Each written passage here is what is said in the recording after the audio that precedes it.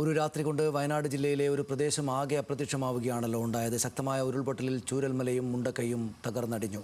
ചുറ്റും ചലനമറ്റ ശരീരങ്ങൾ. വീട് വിട്ട് പെങ്ങളുടെ വീട്ടിൽ താമസിക്കാൻ പോയതിനാൽ ജീവൻ രക്ഷപ്പെട്ട ഒരു കുടുംബം. എന്നാൽ ദുരന്തത്തിൽ അയാൾക്ക് നഷ്ടപ്പെട്ടത് വീടും സുഹൃത്തുക്കളും വർഷങ്ങളുടെ സ്വപ്നവുമാണ്. കേരളത്തിൽ വീണ്ടും മഴ കനക്കുന്നു. മണ്ണിടിച്ചിലും പ്രകൃതി ദുരന്തങ്ങളും ആവർത്തിക്കപ്പെടുന്നു.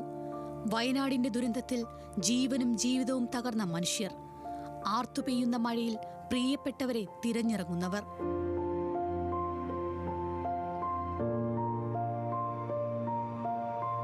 തുടർച്ചയായി ഭീകരമായി പെയ്യുന്ന മഴ കണ്ട് അയാൾ അയൽവാസികൾക്ക് മുന്നറിയിപ്പ് നൽകിയതാണ്. നിറഞ്ഞു കവിഞ്ഞൊഴുകുന്ന പുഴ കണ്ടപ്പോഴേ അയാൾ മനസ്സിലാക്കിയിരിക്കണം വരാനിരിക്കുന്ന ദുരന്തം. കുടുംബവുമായി സഹോദരിയുടെ വീട്ടിൽ പോയി. സുഹൃത്തുക്കളോട് മാറി താമസിക്കാൻ ആവശ്യപ്പെട്ടു.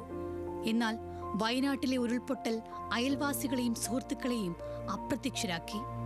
രക്ഷാദൗത്യം പുരോഗമിക്കുമ്പോഴും എവിടെയാണ് പ്രിയപ്പെട്ടവരെന്നറിയാതെ നിരവധി പേർ. അപകടം നടക്കുമ്പോൾ നമ്മൾ അന്ന് ഉച്ചയ്ക്ക് തന്നെ നമ്മളിവിടെ പെങ്ങളാടെ പോയിരുന്നു. ഞാനും എൻ്റെ വൈഫും 2 കുട്ടികളും അച്ഛനും അമ്മയും ഇവരെല്ലാം ഒരു ഓട്ടോ വിളിച്ച് പോയിരുന്നു. അന്ന് പോകുമ്പോൾ തന്നെ നമ്മളെ ഏരിയയിലുള്ള കുറേ വീടുകളിൽ പറഞ്ഞാണ് ഇന്നലെ തന്നെ നമ്മളെ പുഴയിൽ വെള്ളം കൂടിയതാണ്, വൈകിട്ട് വെള്ളം കൂടുകയാണെങ്കിൽ രാത്രിക്ക് കാത്തു നിൽക്കണ്ട, നിങ്ങൾ എവിടെ വെച്ചാൽ സേഫായിട്ട് പോയിക്കോളിന്ന് പറഞ്ഞാൽ. നിലവിലെ ചേട്ടനൊക്കെ താമസിച്ചിരുന്ന വീടൊക്കെ പൂർണ്ണമായും തകർന്ന അവസ്ഥയിലാണോ?